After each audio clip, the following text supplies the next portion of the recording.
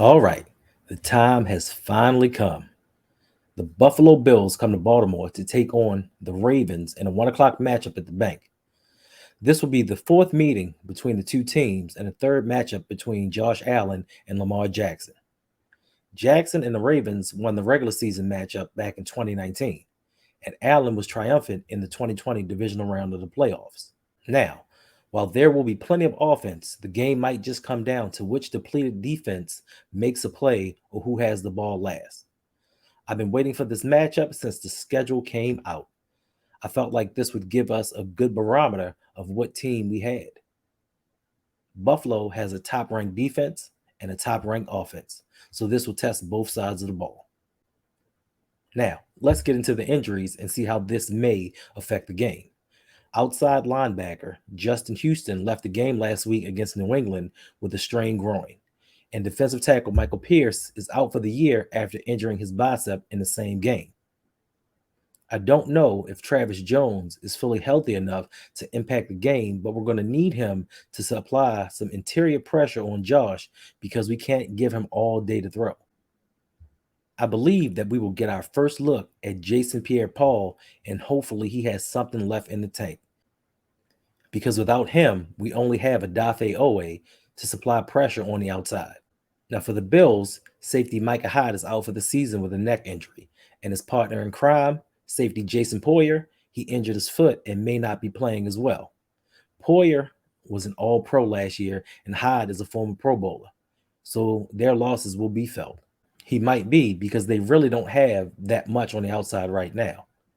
All-World cornerback Tre'Davious White, he's been out since tearing his Achilles last season.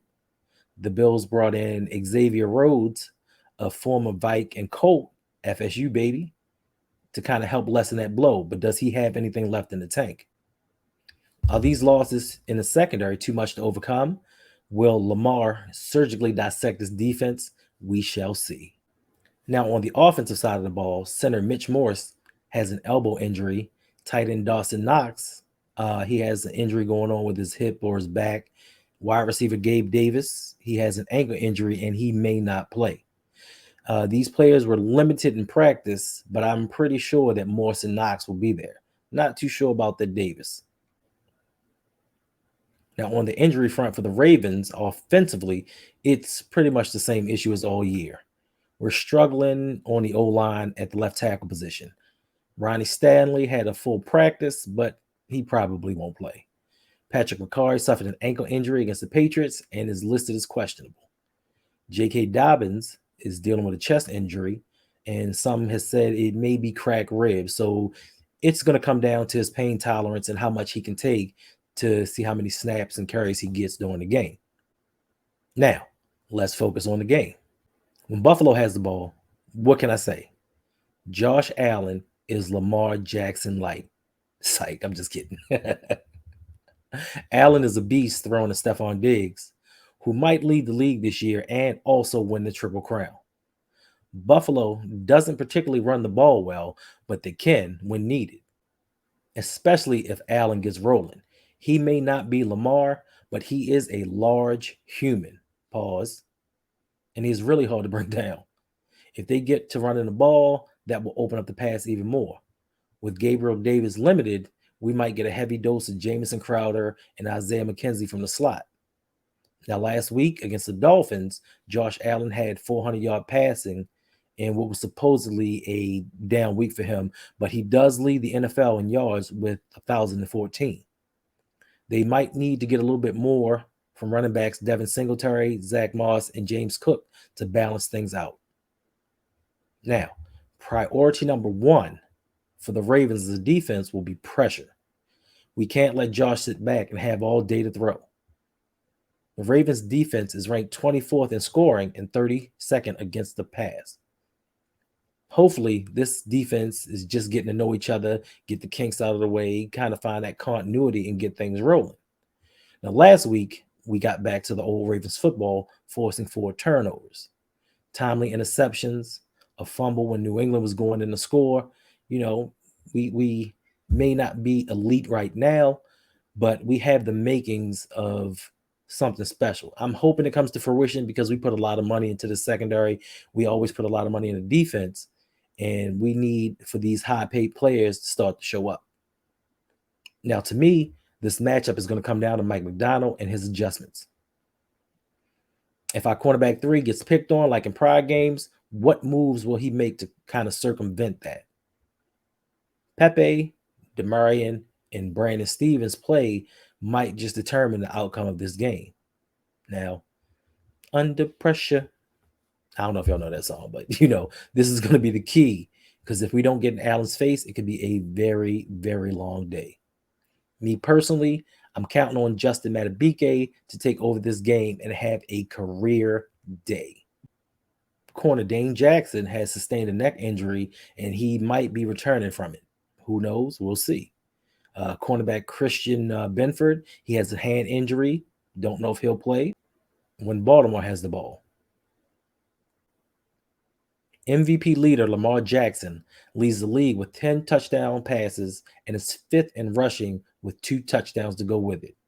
Lamar has more touchdowns than 30 out of the 32 teams in the league, which is very impressive. I know people kind of discount him and his importance to the team, but you have more touchdowns than teams. Personally, outstanding. Lamar should have a field day with Buffalo's defensive backfield in flux, especially with the safety position. Now, Mark Andrews, he should eat. He should have a big day going against these backups. And I believe that Rashad Bateman will get back on track from his 2-catch week last week against the Dolphins. Now, I expect Bateman to have 100-plus yards and 2 touchdowns come Sunday. The only concern I have is the offensive line. What are we doing at left tackle? Is Morgan Moses going to slide over to the left, or is Fa'alele going to man that position again? Now, the only redeeming factor is Fa'alele gets a full week of practice to prepare for the game. But the biggest question is, when is Ronnie Stanley coming back? Will we have time to muster some kind of run game outside of Lamar? Can we get a repeat performance from Justice Hill? Is JK going to play? What's going on with Kenyon Drake? These are some questions that we need answered. The Ravens' run game has been kind of off a little bit, and we need to establish it going forward if we want to get these leads against teams and milk the clock to keep it, a la the Dolphins game. We lost that game because we couldn't run. We couldn't run that clock out and let time tick away. So we need to get some kind of continuity with this run game, get this offensive line run blocking, and figure something out. We also need some O-line cohesiveness because we have to deal with Von Miller, 2 sacks. Greg Russo, he has 3.5 sacks. And AJ Epinesa, he has 1.5. So this will be our first real test of elite pass rushers, and how we deal with it can determine the outcome of the game. If we contain the rush, we can unleash the league's #1 scoring offense. Now, even with all the injuries the Bills have on defense, they are 4th in scoring and 1st in yards against. They have the #2 team against the pass and the #2 team against the run. So do we try to force our hand and run the ball, or do we stick with what's been working? So once again, the game is going to fall on Lamar's shoulders, who, by the way, is 85% of the team's offense. Buffalo, defensively, may not be able to slow the Ravens down, so they may have to outscore us. Can Von Miller get to Lamar?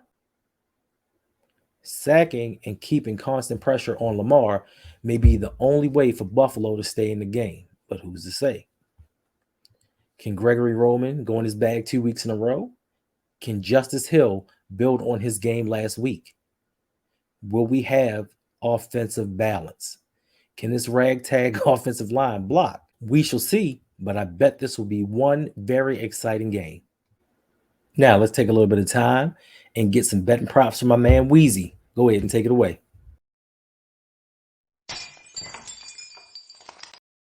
That's right, Ravens flock. I'm back, coming off not 1 but 2 weeks where we straight swept the board, and we're looking to do it again and keep it rolling, because your man DWeezy's here to bring you some winners and bangers and keep that bankroll growing. So let's jump into what I got for your Ravens game this week as y'all take on the Buffalo Bills.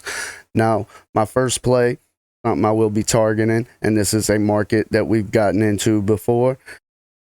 The longest touchdown in the game, over 39.5 yards.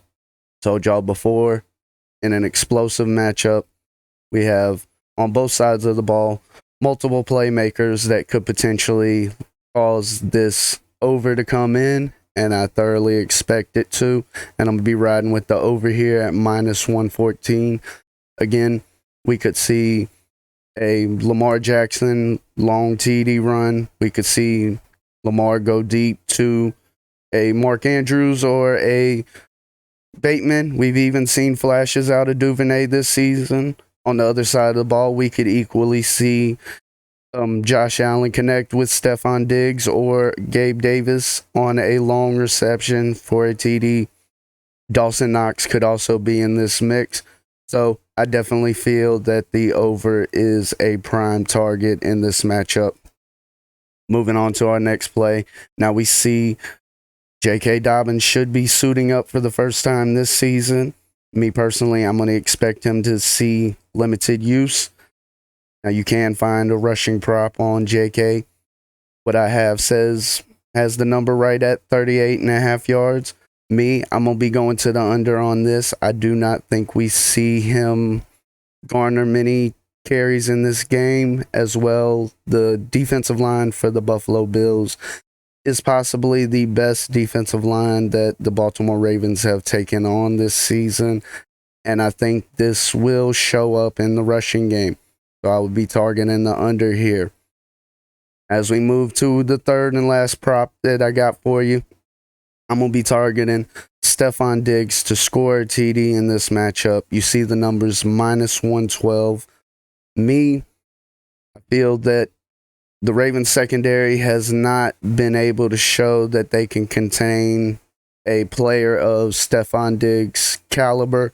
We saw similar matchups in the Miami game with both a Tyreek Hill and a Waddle.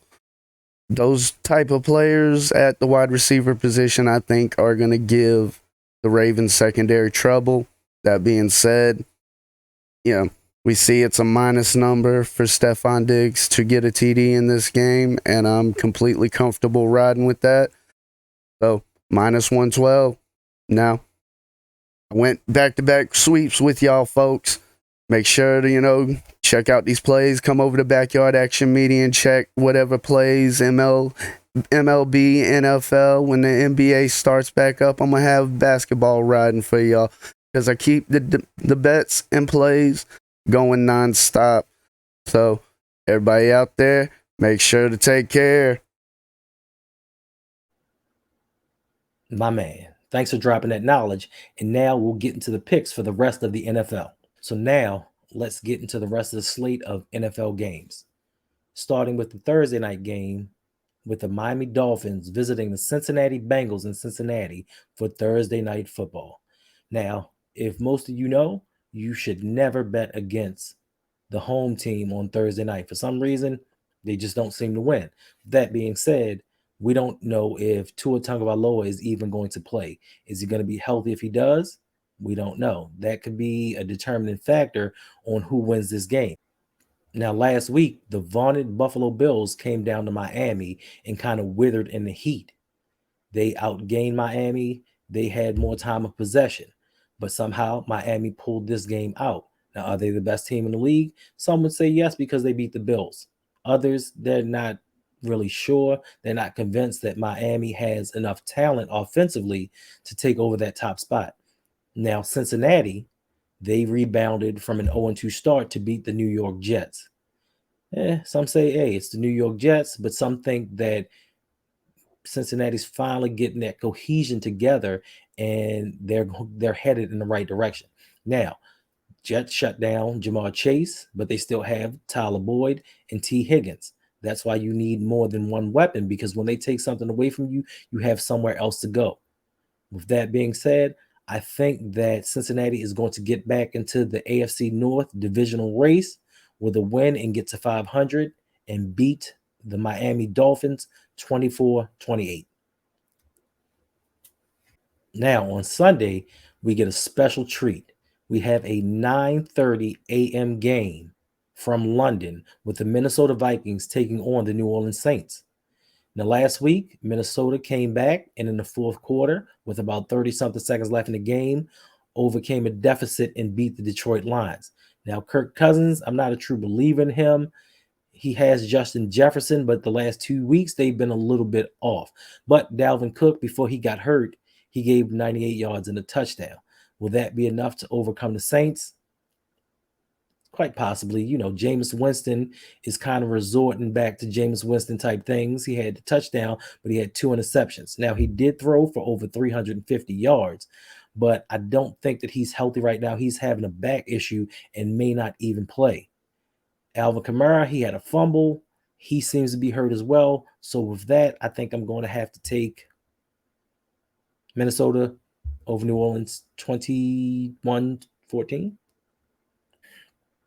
Now, to start off the slate of 1 o'clock games, we have the Chicago Bears visiting the New York Giants. Last week, Chicago won on a last-second field goal against Houston, even though offensively they were kind of stagnant.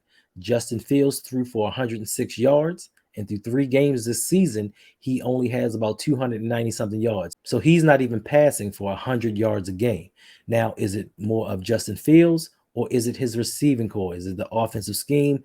We don't know. But I do think that their receivers, or lack thereof, plays a big part in it. But hey, you're an NFL quarterback, you need to make things happen. Now, the New York lost to the Dallas Cowboys.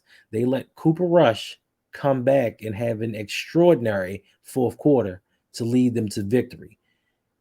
Daniel Jones, is he the answer? It's hard to say. It's really hard to say. They haven't given Daniel Jones many weapons to work with. Like the Kenny Galladay experiment has failed tremendously. They gave that man, $80 million, and he doesn't even seem to want to be on the field. Sterling Shepard, who has been his best receiver throughout the years, always seems to get hurt. I think he's out for the year once again, which has been the case for, I think, the last 3 years. Now, it's up to Saquon Barkley to stay healthy and lead this team to victory. But with all of this futility going on both sides, I'm going to have to lean towards the home team and go with the New York Giants 22-17. This is the matchup I've been waiting for. The Buffalo Bills come into Baltimore for a 1 o'clock matchup that I am truly excited about. Now, we have 2 MVP candidate quarterbacks in Josh Allen and Lamar Jackson going up against one another. This should be a high-scoring affair. It should be an exciting game. I know Buffalo lost last week, and the team kind of lost a little bit of luster. Some of these pundits now are kind of questioning them, but most still feel that they are the favorites to go to the Super Bowl. Now, Lamar Jackson, he handled his business against the New England Patriots, accounting for 5 touchdowns. He had 200 yards passing, 100 yards rushing. He's on a mission to earn his contract. And I think in this game, especially with all the defensive liabilities that Buffalo has right now, Lamar's going to take full advantage of it. And I have Baltimore winning 38-34. Now, in an interconference matchup, we have the Cleveland Browns taking on the Atlanta Falcons in Atlanta. Last week on Thursday Night Football, Cleveland took care of business and defeated the Pittsburgh Steelers. Nick Chubb, awesome game as always, but the surprise to me has been Jacoby Brissett. He's a journeyman quarterback, but he did fairly decent last week, 220 yards, 2 touchdowns. But I think this ground game for Cleveland is what takes them over the top. Plus, they have an outstanding defense. Now, is Myles Garrett going to play? He was in a car accident, and he got banged up a little bit. I don't know if he's playing.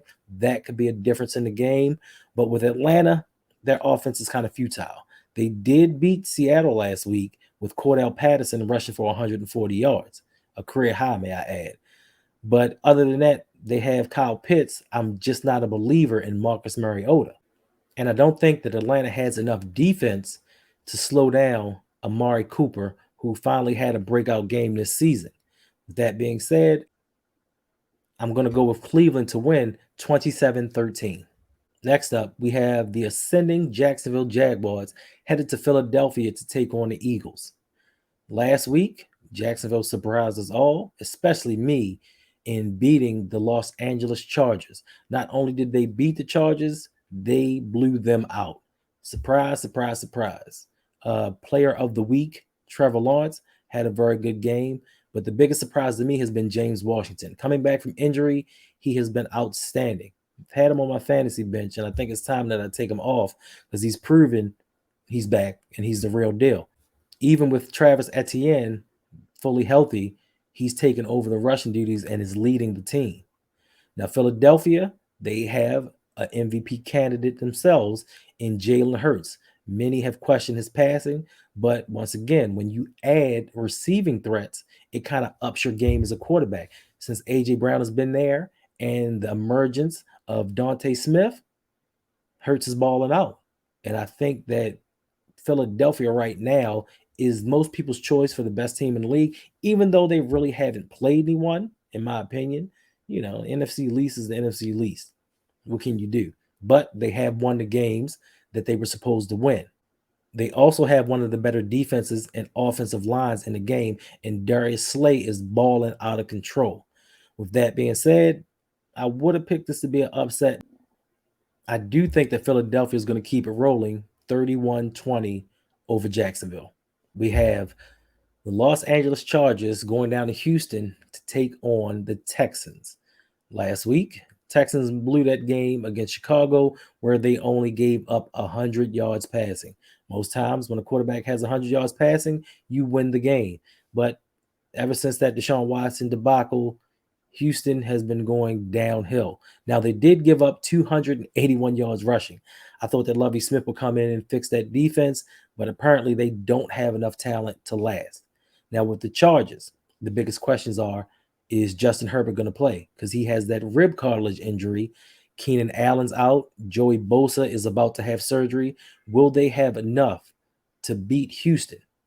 Which I think they do. So I think that the Los Angeles Superchargers are going to win this game 21-10 to get back into the win column. Next up, we have the New York Jets coming to Pittsburgh to visit the Steelers. Now, this matchup for me, it's not going to be very exciting with Mitchell Trubisky at quarterback. The biggest question is, when are they going to let Baby Hands come in and try his hand at quarterback? He can't be any worse than Tricky Mitch. That passing offense is putrid, and George Pickens is kind of getting tired of being wide open and Trubisky not finding him on the field. Now, last week against Cleveland, they had a chance to win the game, but they just didn't have enough in them to get over that hump. Najee Harris has been limited. I don't know if it's because he's injured or just because that offensive line isn't as good as people expect it to be. The New York Jets lost to the Cincinnati Bengals, giving them their first win. They played hard, but I just don't think that Robert Salas has enough on the offensive line to get that offense straight. Now, will things change because Zach Wilson may be slated to start this game in the place of Joe Flacco? Everybody can say what they want about Joe. Is he elite? Is he still any good? But right now, Joe Flacco is 5th in the league in passing. They're going to take him out and put Zach Wilson in. Hopefully, he can establish that connection with Garrett Wilson because he seems to be their best option right now. That offensive line is decimated, and I think it's causing them a lot of problems. So I'm going to have to go with, you know what? I'll use this to take as my upset special. But is it really an upset? Anyway, I'm going to go with the New York Jets to beat Pittsburgh 19-12. Oh, how the mighty have fallen. We have the once formidable Seattle Seahawks going into Detroit to play the Lions. Now, last week, the Seahawks got beat up by the Atlanta Falcons. Not a very good team, but with Geno Smith at quarterback, I don't expect anything less. The running game is horrible. I know they have Rashad Penny and they drafted Kenneth Walker, but they're just not getting much on the ground. I think DK Metcalf and Tyler Lockett are being underutilized, and that just may be because their offensive line isn't as good as it used to be. Now, the Detroit Lions, most people pick them to have a winning team, which they still might. I guess it all became because of the Hard Knocks, and they're kind of everybody's darling right now. But they had a chance to beat the Minnesota Vikings last week, and they blew that game at the end. I'm not a real fan of Jared Goff, but he's been solid. DeAndre Swift, He's been banged up a little bit, so that left Jamal Williams to kind of carry the load. I just think that once they figure things out, Detroit is going to turn things around, and I'm going to actually give them this game 34-17. Now, this next game should be an interesting one. We have the Tennessee Titans going into Indianapolis to visit the Colts. Last week, Tennessee had a tough matchup with the winless Raiders. Now, it came down to a last second 2-point conversion that failed, but they got the win. Derrick Henry kind of got back on track a little bit, but I'm just not a believer in Ryan Tannehill. Everybody's waiting to see when they're going to insert Malik Willis to take over this offense to see where it can kind of go. I know they lost A.J. Brown, so that hurt them a lot, but they did get Treylon Burks.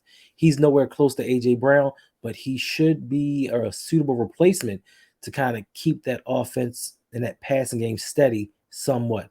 Other than that, I don't really see them having much to go around on offense, but they had enough to win against the hapless Raiders.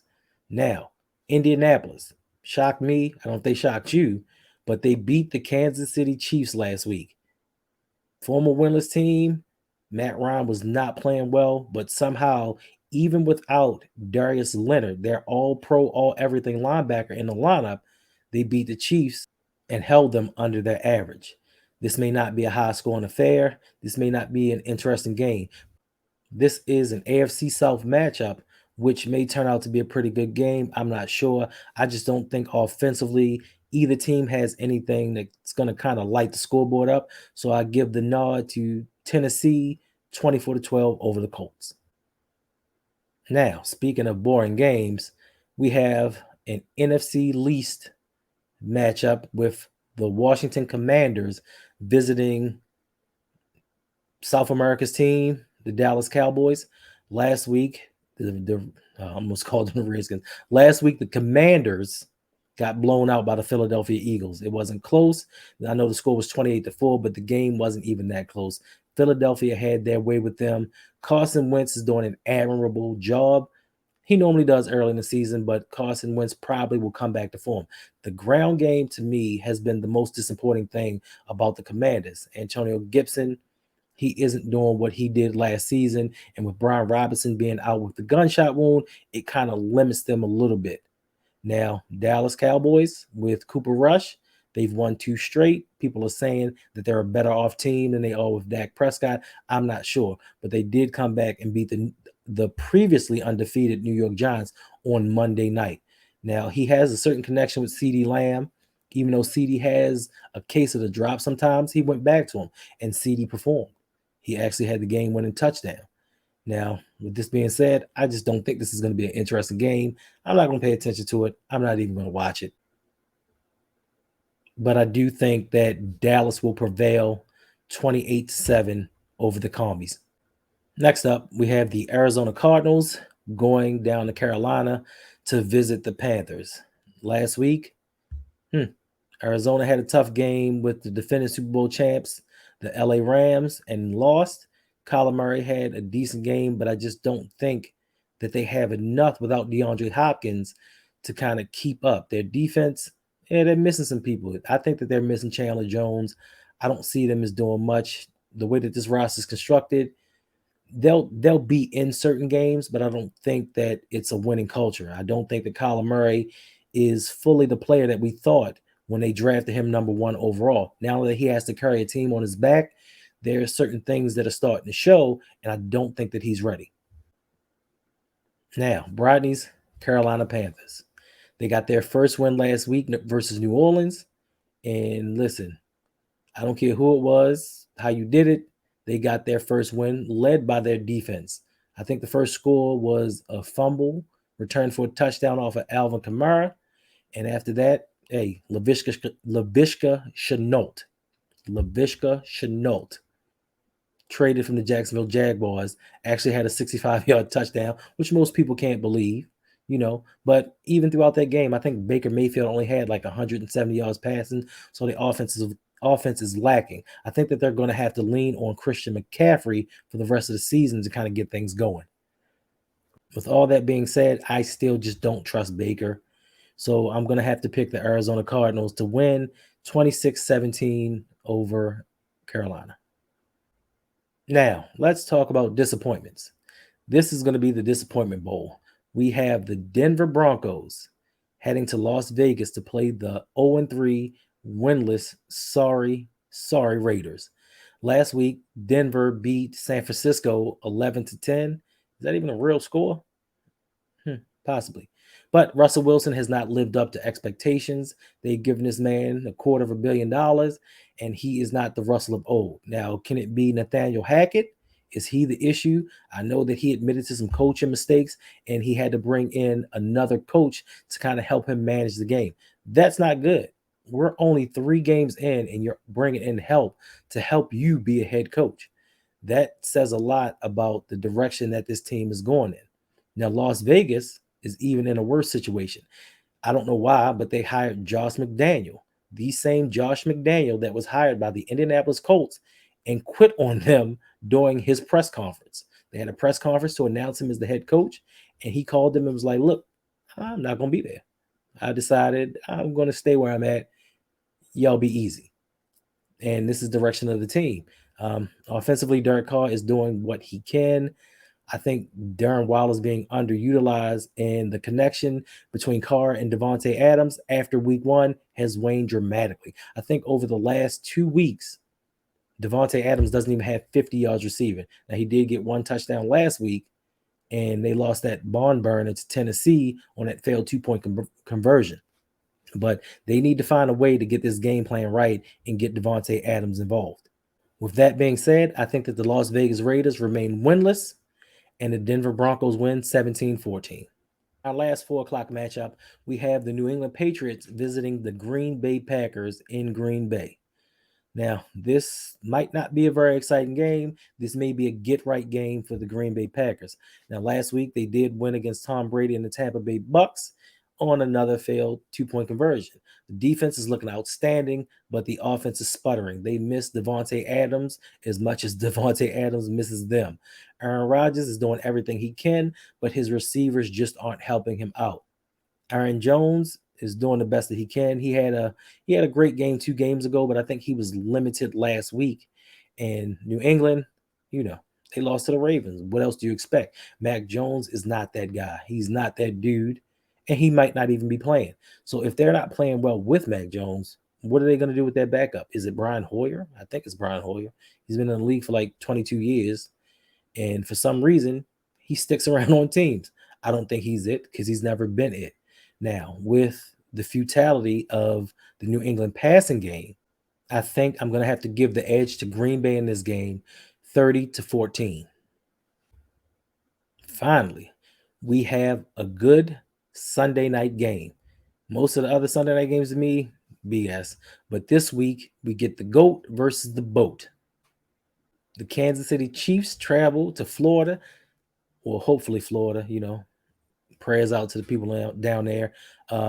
Maybe the game might be played in Minnesota depending upon the conditions, but the Kansas City Chiefs play the Tampa Bay Buccaneers on Sunday Night Football. Now, Pat Holmes didn't have a great game last week. Some drops. He had an interception to end the game. Things just did not look right for them last week in that loss to Indianapolis, the previously winless Indianapolis Colts. I couldn't believe it. Last week wasn't a good week for the picks, but hey, it happens sometimes. Tampa Bay lost to Green Bay 14-12. Tom Brady, he doesn't look good. Maybe he has other things on his mind, but most importantly, his offensive line is what's causing all the issues down there. I think that their defense may be better than it was during the Super Bowl year. It's hard to tell right now, but the offense is just not keeping up. I think this might be a get-right game for both teams, but I'm going to have to pick Kansas City to win this game 38-34. All right, now we enter the last game of the week, Monday Night Football, where the Los Angeles Rams visit the San Francisco 49ers in San Francisco. Divisional matchup, which is always a tough game. San Francisco somehow always seems to beat the Rams when they play one another, except for last year in the playoffs. That was the first win that McVay got versus Shanahan. Now, will this trend continue? I know that San Francisco had a tough time losing their starting quarterback with Trey Lance, but luckily they kept Jimmy Garoppolo around. Now, last week versus Denver, He didn't play particularly well, and the running game just hasn't been what it used to be. The Rams beat up on the hapless Arizona Cardinals, but they are not looking like a Super Bowl champ at this point. Both teams seem to be struggling out the gate, and hopefully they turn it around and get things right. And this will be an exciting Monday night game. With that being said, I'm going to have to take the Rams over the 49ers 28-20. I just think that the Rams defense will be the determining factor in this game. So that's it for this week's games. Hopefully, we have a better week than we did last week, and I'll see y'all next time.